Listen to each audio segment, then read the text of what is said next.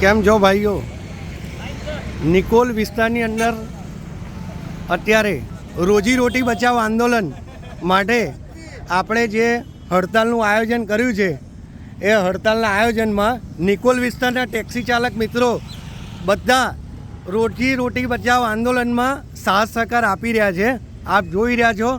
તો અમે પણ એવી આશા રાખીએ છીએ કે બીજા વિસ્તારના લોકો પણ આ ટેક્સી યુનિયન, રિક્ષા યુનિયનની હડતાલ, રોજીરોટી બચાવ હડતાલમાં જોડાય એ અમે આશા રાખીએ છીએ. તમે જોઈ રહ્યા છો દૂર દૂર સુધી બધી ગાડીઓ નિકોલની અહીંયા ઊભી થઈ ગઈ છે અને આ બધાનું એક જ ધ્યેય છે કે ભાઈ આપણે હડતાલ કરીએ અને બધાને ભાવ વધારા માટે અને જે આપણી માગણીઓ સંતોષાય એના માટેનો આપણો પહેલો અભિપ્રાય છે.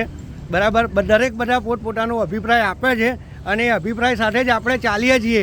આપણે કોઈને નુકસાન કરીને કોઈનો ધંધો બગાડવા માગતા નથી, પણ આ ભાઈઓ પણ આજે તમારી જોડે જ ઊભા છે. તમારે એમને સપોર્ટ કરવાની જરૂર છે.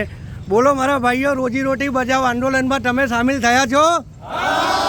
બસ, તો આ આશા સાથે તમે તમારા એરિયામાં સારું પ્રદર્શન કરો. તમે પણ તમારા એરિયાની અંદર રોજીરોટી બચાવ આંદોલનમાં જોડાઓ એ આશા રાખીએ છીએ.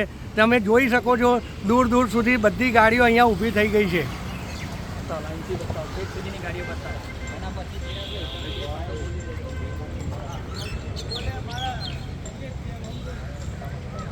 આ બધી ગાડીઓ રોજીરોટી બચાવ આંદોલનમાં સામેલ થઈ છે. તો નિકોલ વિસ્તારની અંદર પણ આટલો પ્રતિભાવ સારો છે, તેવી રીતે દરેક વિસ્તારની અંદર સારો પ્રતિભાવ મળે અને આપણને આપણી માગણી સંતોષાય એ હેતુથી આપણે કામ કરીએ છીએ. તો દરેક ભાઈઓને વિનંતી કે આ આંદોલનમાં જોડાય. આપણે કોઈ પણ હિંસાથી આંદોલન કરવાનું નથી, બધાના સહયોગથી જ આપણે કામ કરવાનું છે અને શાંતિથી કામ કરવાનું છે. હું મારા નિકોલ વિસ્તારના જે એડમિન સાહેબ છે એમને બે શબ્દો કહેવા માટે કહીશ.